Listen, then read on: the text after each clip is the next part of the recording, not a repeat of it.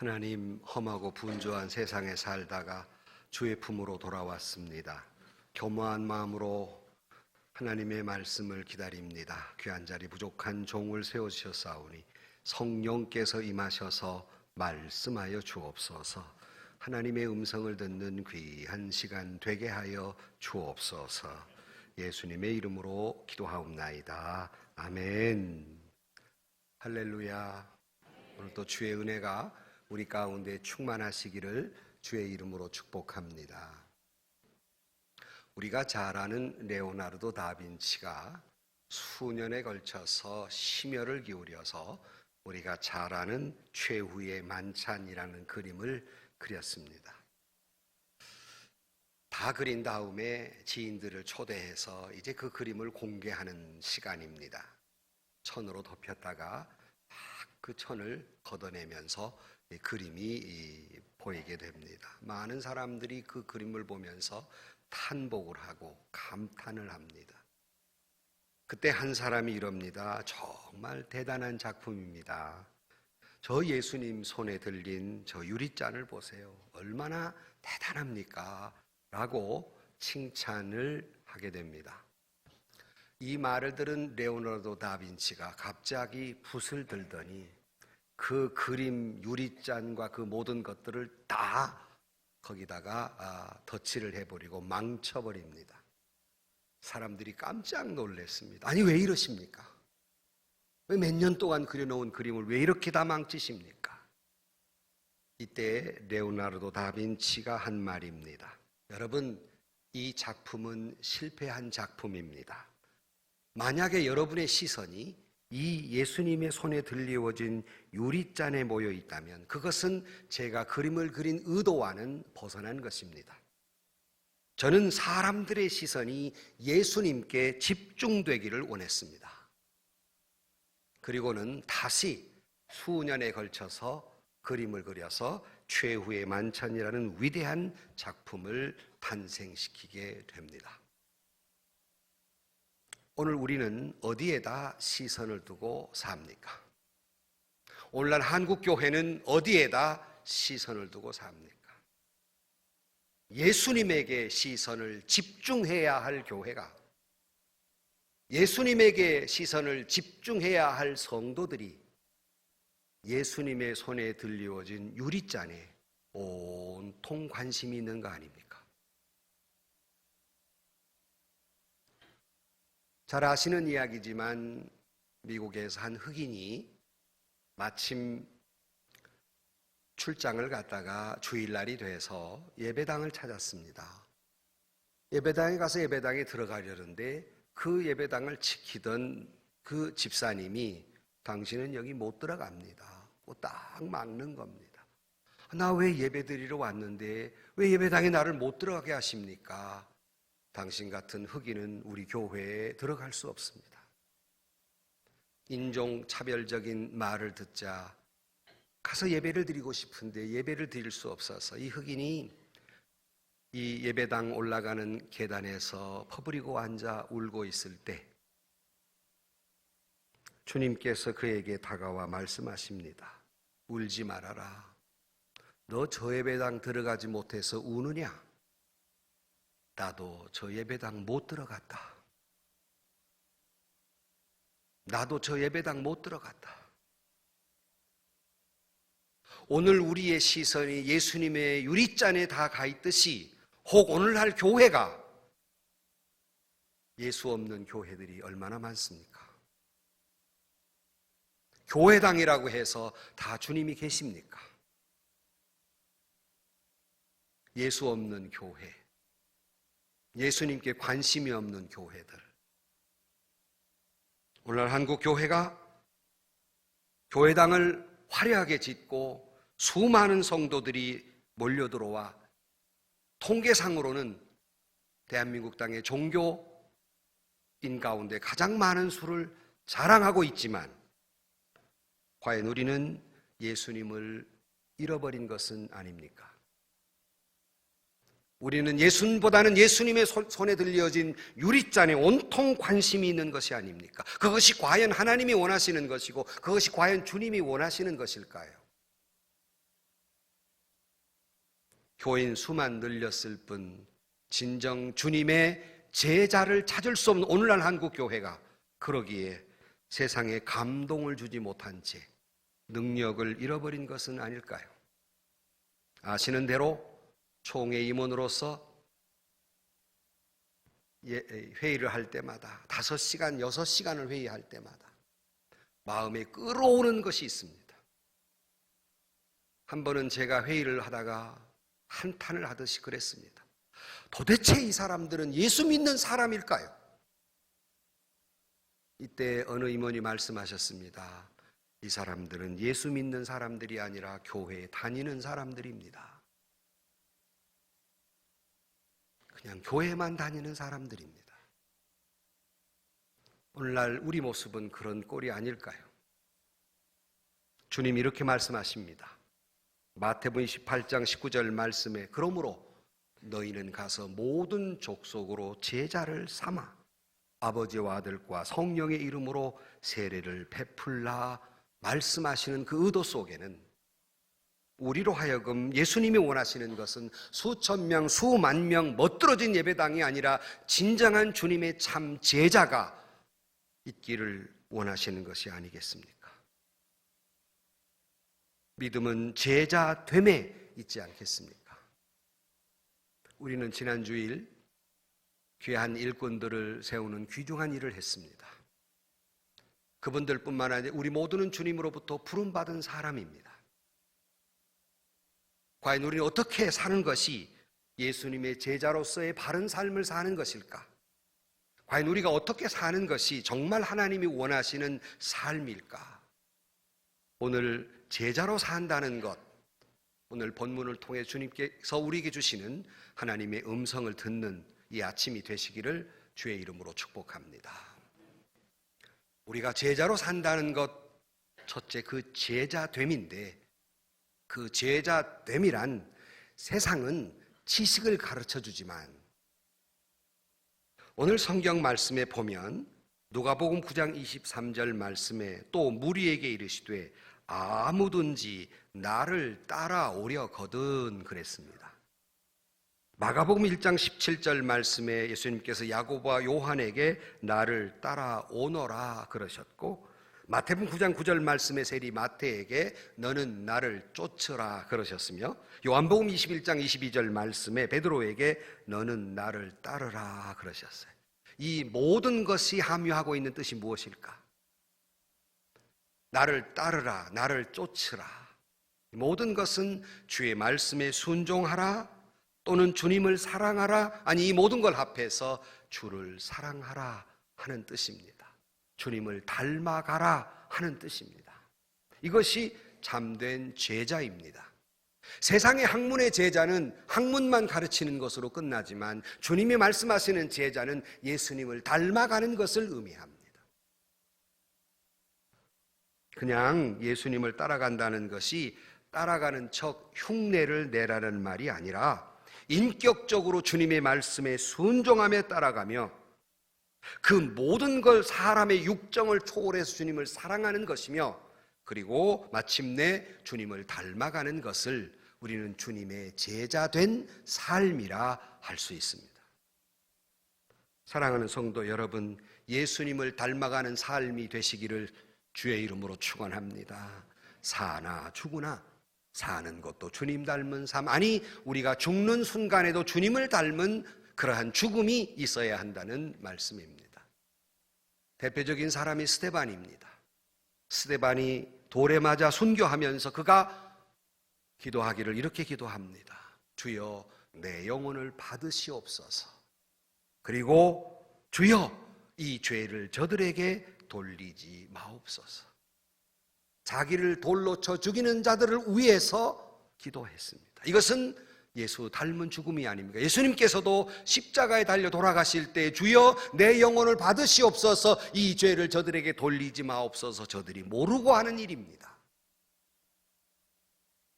스데반의 죽음은 예수를 꼭 닮은 죽음이었습니다. 그러므로 크리스찬의 삶이란, 예수님의 제자로서의 삶이란 사는 것도 주님을 닮아가는 삶, 아니 죽는 순간도 예수 닮은 죽음, 이것이 주님의 참 제자입니다. 그런데 그 사람이 진정으로 주님의 참 제자의 표식이 있다고 주님은 말씀하시는데, 그 증거가 있다고 말씀하시는데, 무엇을 말씀하시느냐 하면 요한복음 13장 34절 이하에 보면 새 계명을 너희에게 주노니 서로 사랑하라. 내가 너희를 사랑한 것 같이 너희도 사랑하라. 너희가 서로 사랑하면 이로써 모든 사람이 너희가 내 제자인 줄 알리라. 예수님의 진실된 제자의 표는 예수 닮은 사랑을 하는 사람이라는 말입니다. 그런 거로 우리가 제자로 산다는 것, 그것은 주님을 닮아간다는 것인데, 주님을 닮아간다는 것은 그의 사랑을 닮아간다는 말입니다. 해박한 지식을, 예수님에 대해서 해박한 지식을 갖는 것이 예수님의 제자가 아니라 예수님의 삶을 닮아가는 것, 그의 사랑을 닮아가는 것, 예수님처럼 사는 것, 예수님처럼 사랑하며 사는 것, 이것이 주님의 제자됨이라고 말씀하고 있습니다. 사랑을 하되 다른 이유로 사랑하는 것이 아니라 예수님 때문에 사랑하는 것. 내 사랑의 모든 원인은 예수님 때문에 사랑하는 것, 그 사랑을 가슴에 지니고 사는 사람이 주님의 제자라 할 수 있습니다. 하나님은 사랑이시고 그 사랑을 우리에게 눈에 보이도록 해주신 것이 예수님입니다. 예수님이 이 땅에 와서 모든 인간의 죄를 대신해서 십자가에 달려 물과 피를 쏟으시면서 하나님이 우리를 얼마나 사랑하는가 확증했다고 성경은 말합니다. 그러므로 하나님의 사랑의 현현이 곧 예수 그리스도입니다. 우리는 그를 닮아간다는 것은 바로 그 사랑을, 그 하나님의 사랑을 닮아간다는 것입니다. 주님이 원하시는 제자의 삶은 예수 닮은 사랑을 원하고 예수님 때문에 사랑하기를 원하며 이를 통해 예수님의 제자 된 증거를 갖고 살기를 주님은 원하십니다. 그러기에 우리는 잘 아는 사도 바울이 고린도서 13장 말씀에 내 몸을 불사르게 내어줄지라도 사랑이 없으면 아무것도 아니요. 내가 천사의 말을 할지라도 사랑이 없으면 아무것도 아니라. 몸을 불사르게 봉사해도 거기에 진실된 사랑이 없으면 아무것도 아니요. 유려한 물체로 사랑을 이야기해도 거기에 사랑이 없으면 아무것도 아니다 그랬습니다. 그러므로 너희는 서로 사랑하라. 그래야 세인들이, 사람들이 저 사람들 예수 믿는 사람이라고, 저 사람들 참된 예수님의 제자라고 할 수 있지 않겠느냐 하는 거예요. 예수님이 우리를 사랑한 것 같이 이런 그리스도적 사랑, 예수 닮은 사랑, 이것이 제자인데, 도대체 그러면 그리스도적 사랑이란 뭘까? 사랑이란 똑같은 것 같은데 예수님의 사랑은 뭘까?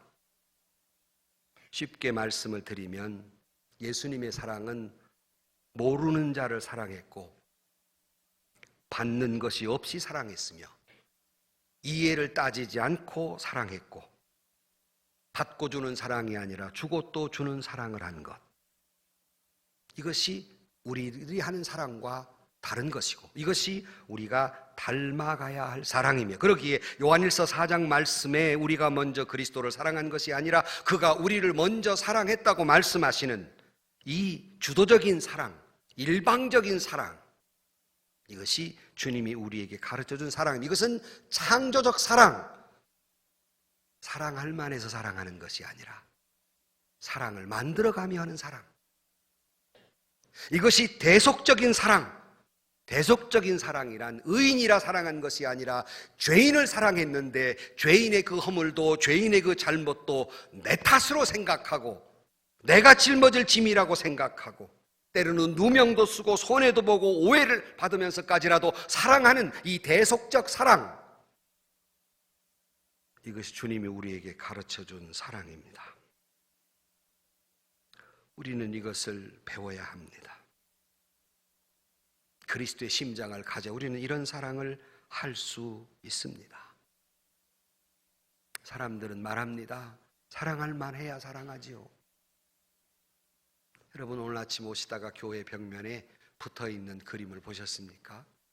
그 문구를 보셨습니까? 교역자실이 많이 고민하다가 항상 그 문구를 내세우는데 이번 주제는 그래도 사랑하라입니다. 그래도 사랑하는 것. 그래서 사랑하지 못하는 것이 아니라 그래도 사랑하는 것. 그럼에도 불구하고 사랑하는 것. 이것이 창조적 사랑이며 이것이 대속적 사랑입니다. 이것이 주님이 우리에게 가르쳐준 세상에 그 어떤 사람도 말하지 않는, 가르쳐주지 않는 친히 몸소 실천하신 원수까지 사랑하시는 대속적 사랑입니다. 이것이 정말 예수 믿는 사람이 닮아가야 하고 이것이 진정한 예수 닮은 제자로서의 표시입니다. 만약 그것이 없다면 그 사람은 예수 닮은 사람이 아니며 주님의 제자가 아니라 할 수 있습니다. 호세아서의 대주제가 뭡니까? 그럼에도 불구하고 사랑하라이지 않습니까? 남편 품을 2번, 3번씩 떠나서 남의 남자 품에 가서 남의 아기까지 낳은 그 여자를 하나님은 그래도 그 여자를 버리지 말고 사랑하라. 그래도 그 여자를 사랑하라. 이것이 하나님이 우리에게 가르쳐준 사랑입니다. 제가 영화 제목으로 말씀했잖아요. 미워도 다시 한번. 미워도 그래도 사랑하라. 이것이 하나님이 우리에게 가르쳐준 사랑입니다. 이것을 배우고 실천하는 사람이 진정한 예수님의 제자됨입니다. 제자로서 산다는 것, 그것은 주님을 닮아간다는 것, 주님의 그 사랑을 하며 산다는 것입니다. 우리 모두 주님이 우리를 사랑한 것 같이 우리 또한 역시 주님을 닮아 사랑하며 살아가는 저와 여러분들이 되시기를 주의 이름으로 축복합니다. 2번째로 제자로 산다는 것, 예수님의 제자로 산다는 것, 그것은 자기를 부인한다는 것이다 하는 거예요. 오늘 34절 말씀을 다시 보시면 무리와 제자들을 불러 이르시되 누구든지 나를 따라오려거든 자기를 부인하고 그랬어요. 잘 보셔야 돼요. 자기 부인하고가 아니라 자기를 부인하고. 자기 부인하고가 아니에요. 자기를 부인하고. 자기를 묻고 있는 이 거짓된 것, 이런 것들을 하나님 앞에 인정하는 것, 자기를 부인하는 거예요. 거짓된 나, 타락된 나, 이기적인 나, 변질된 나를 벗어나려면 나의 참된 나의 그 타락 이전에 하나님의 형상을 닮아가야 하는데 이 거짓된 나를 부정해야 비로소 하나님을 인정하게 되고 내가 참된 주님의 제자가 될 수 있다는 겁니다. 그렇다고 결코 성경은 자기 비하하라, 자기 학대하라, 자기 멸절시키라, 자기를 경시하라는 말이 아닙니다. 바클레이는 이렇게 말합니다. 자기 부인이란 자기를 부정하는 것, 즉 하나님을 긍정하는 것이다 그랬는데 도대체 어떻게 자기를 부인한다는 말인가? 예컨대 이런 것입니다. 우리가 살면서 나의 인생은 나의 것, 내 중심에는 내가 왕자로 있던 사람이 그걸 부인하고 하나님을 왕자로 모시고 살아가는 것. 그동안 온통 삶이 내 중심적 사고나 내 중심적 행동으로 하던 사람이 그걸 내려놓고 부인하고 하나님의 중심적 사고, 하나님의 중심적 행동을 하는 것. 내가 내 삶을 지배했던 사람이 그것을 부인하고 하나님이 내 삶을 지배하게 하는 것. 이것이 자기를 부인하는 것입니다.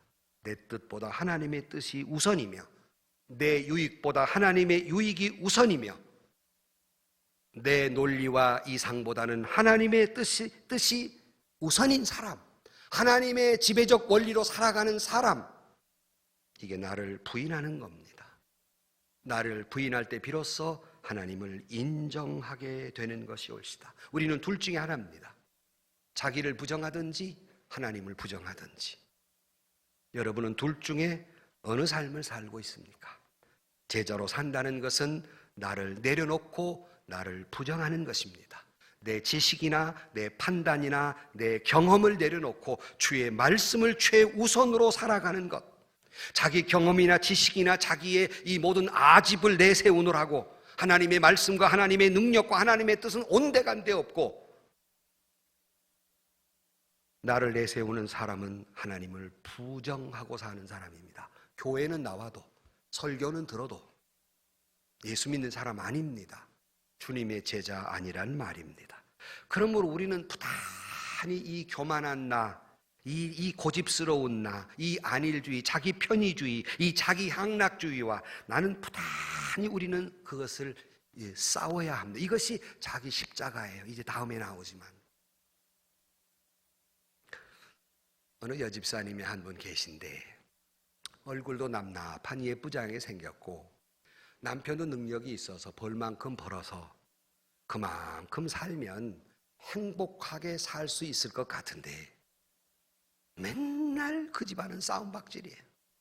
그래가지고 서로 싸워가지고 서로 또 별거 했다가 또 어떻게 하면 또 같이 또 살았다가 또 별거 했다가 어쩌자고 이혼은 안 하나 몰라.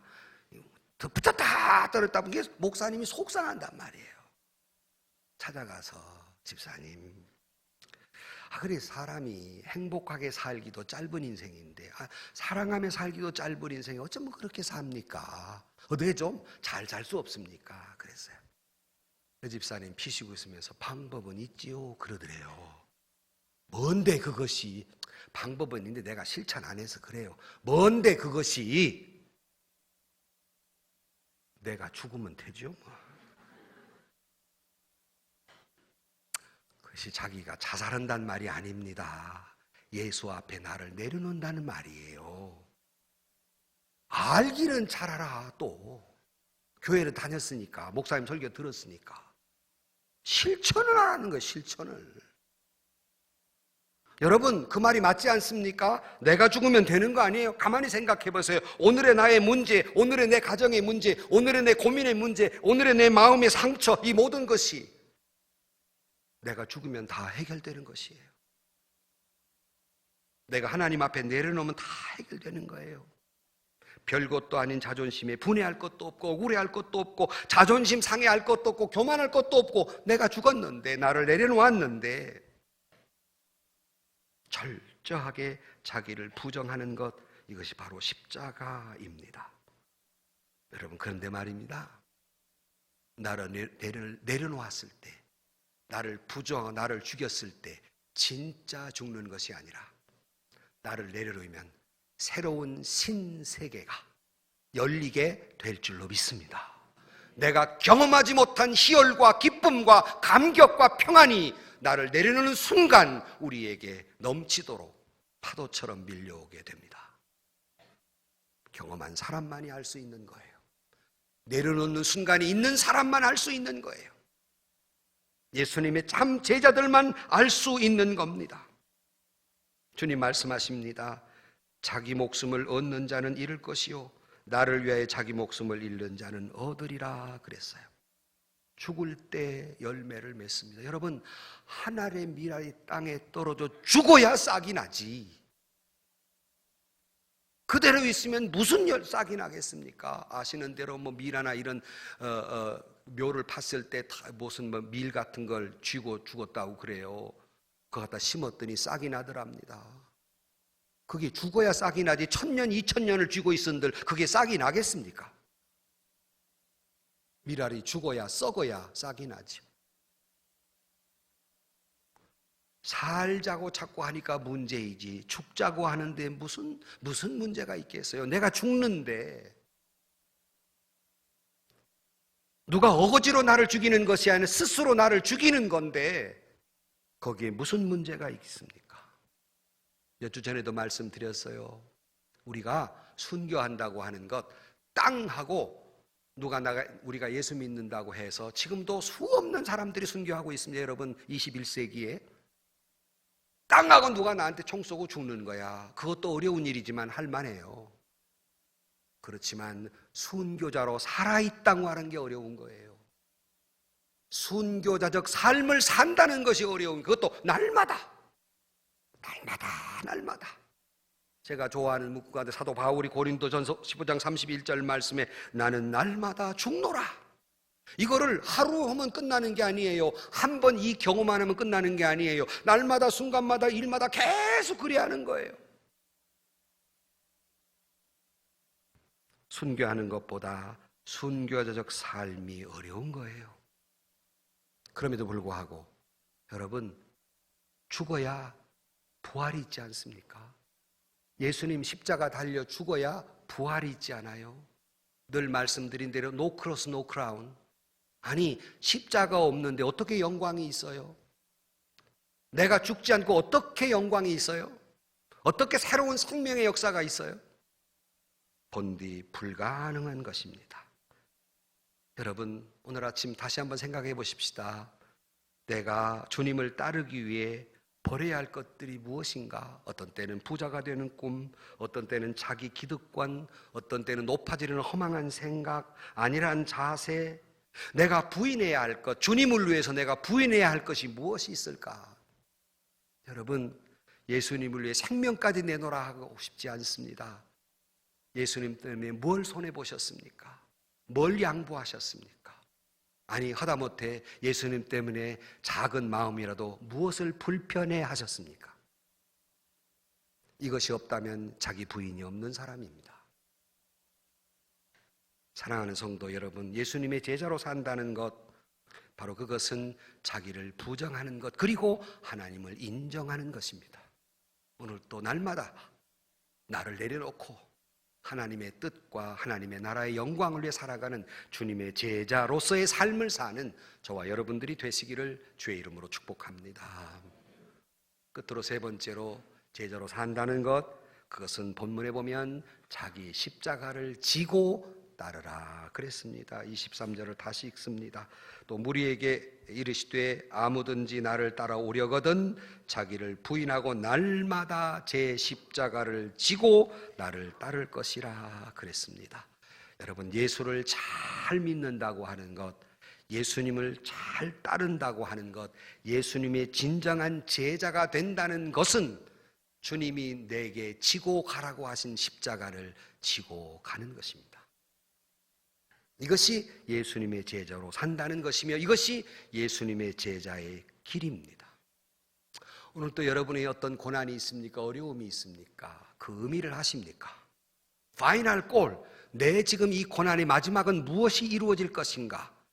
단언컨대 여러분의 고난의 마지막 끝은 반드시 하나님의 뜻이 이루어지고야 말 것입니다. 여러분의 고난의 뜻은 또 다른 하나님의 은혜와 축복을 하나님이 준비하고 계시는 줄로 믿습니다. 뜻없는 고난은 없습니다.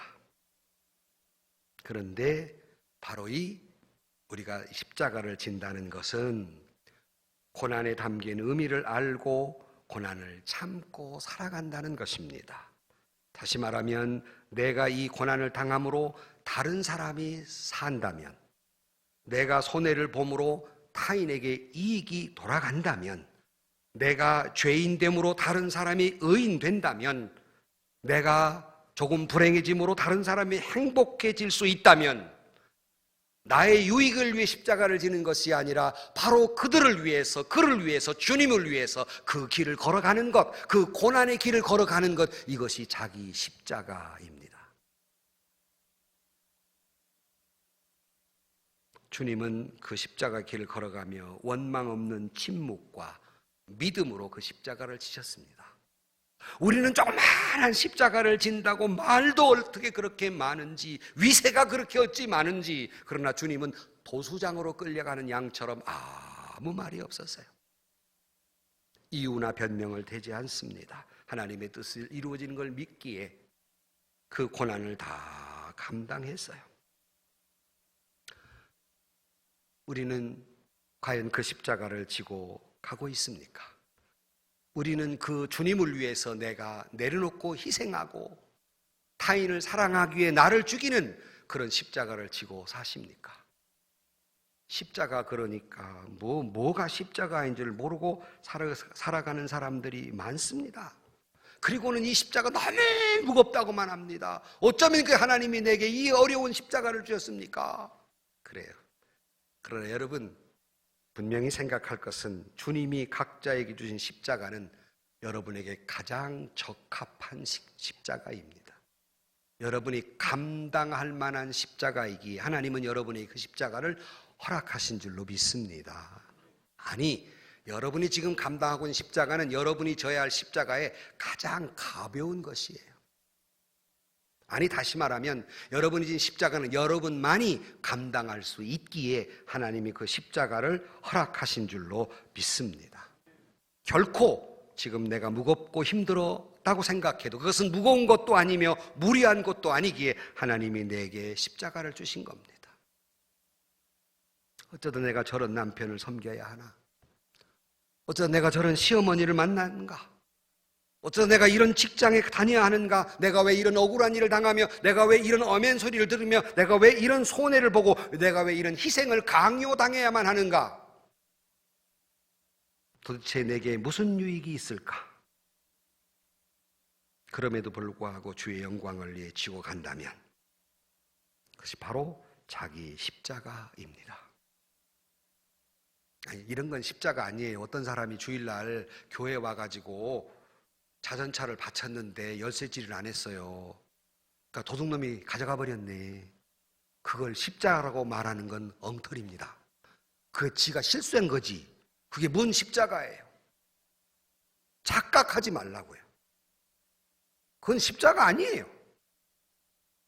실수로 인한 결과이지요. 그러나 내가 주님 때문에 남편을 더 섬기고 주님을 사랑하기 때문에 믿지 않는 시어머니에게 더 효도해드리고 때로는 구박을 받고 매를 맞아도 그 결과로 저는 우리 교회 많은 시어머니들이 교회 나온 걸 알아요.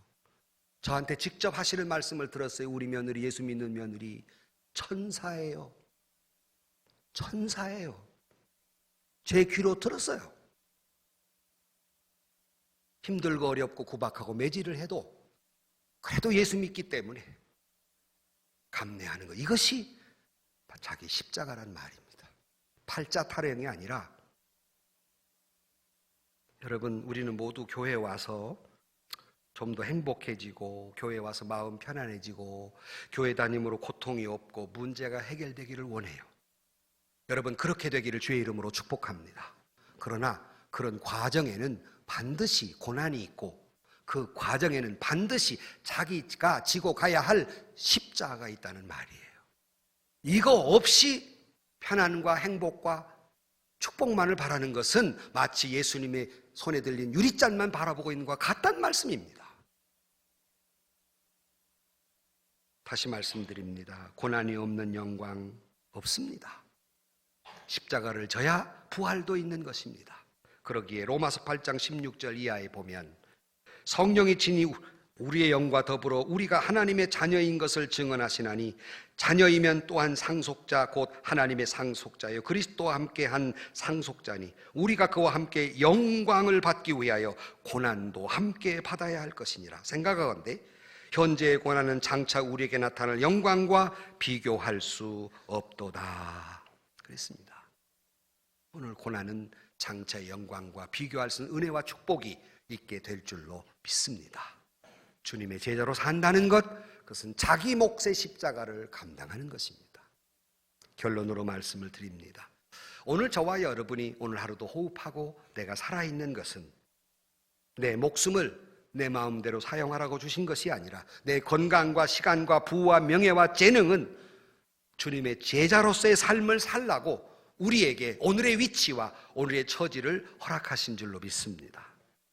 토마스 왓슨은 이렇게 말합니다. 고난은 성도들의 영광에 추가점을 가산해 준다. 다이아몬드는 깎을수록 더욱 빛난다. 성도들의 십자가가 보다 무거울수록 그만큼 그 면류관도 보다 더 무겁게 된다 그랬어요. 여러분의 고난이 무거울수록 영광은 더 위대하게 임하게 될 줄로 믿습니다. 마가복음 8장 35절 말씀에 오늘 본문에도 있는 말씀입니다마는 누구든지 자기 목숨을 구원하고자 하면 잃을 것이요 누구든지 나와 복음을 위하여 자기 목숨을 잃으면 구원하리라. 사람이 만일 온천을 얻고도 자기 목숨을 잃으면 무엇이 유익하리요? 사람이 무엇을 주고 자기 목숨과 바꾸겠느냐? 누구든지 이 음란하고 죄 많은 세대에서 나와 내 말을 부끄러워하면 인자도 아버지의 영광으로 거룩한 천사들과 함께 올 때에 그 사람을 부끄러워하리라 그랬습니다. 여러분, 오늘 또 제대된다고 하는 것, 그것은 예수님을 닮아간다는 것, 자기를 부인하고 십자가를 지고 사는 것입니다. 원망하지 마시고 불평하지 마시고 그렇다고 포기도 하지 마시고 끝까지 섬기고 끝까지 사랑하는 예수님의 참된 제자의 삶을 살아가는 저와 여러분들이 되시기를 주의 이름으로 간절히 축원합니다. 기도하십시다. 하나님, 주님의 제자로 산다는 것, 그냥 교회 마당만 밟는 사람들이 아니라 진실로 주님을 닮아가게 하여 주옵소서. 나를 내려놓고 자기를 부정하고 오직 예수님 주신 십자가를 잘 감당하며 살아가는 주님의 참 제자가 되게 하여 주옵소서. 예수님의 이름으로 기도하옵나이다. 아멘. 먼저 치유 기도를 드리겠습니다. 몸이 아픈 분들은 아픈 부위에 서놓고, 여러분 가슴에 서놓고 기도하겠습니다. 우리의 연약을 아시고 우리가 깨지기 신 진토임을 아시는 우리를 창조하신 하나님, 우리의 연약한 부분에 손얹고 기도하오니 창조주 하나님의 손으로 안수하여 주옵소서. 어루만져 주옵소서. 주님의 사랑과 긍휼과 능력의 손으로 안수하여 주옵소서. 치료하여 주옵소서. 악하고 더러운 질병은 물러갈지어다. 몸은 회복될지어다. 아직도 우리 안에 남아있는 불신앙과 시기와 질투와 미움과 음란과 악독과 분노와 마음의 상처와 여러가지 중독됨과 이 모든 악한 것들도 물러갈지어다. 주님의 보혈로 적셔주시사 우리의 몸과 영을 정결케 하여 주옵소서. 지금은 우리를 구원해 주신 우리 구주 예수 그리스도의 은혜와 하나님 아버지의 극진하신 사랑과 성령님의 감화감동 교통하심의 역사가 제자로서의 삶을 충실되게 살기로 다짐하는 사랑하는 모든 성도들 머리 위에와 우리가 사랑하는 예은교회와 대한민국 조국과 북한 땅인 동포들과 복음을 전하는 선교사님들과 우리가 협력의 기관과 교회들과 교단과 총회와 또한 6.13 선거를 앞두고 있는 이 나라 이민족 위에 지금부터 영원토록 함께 계시기를 축원하옵나이다.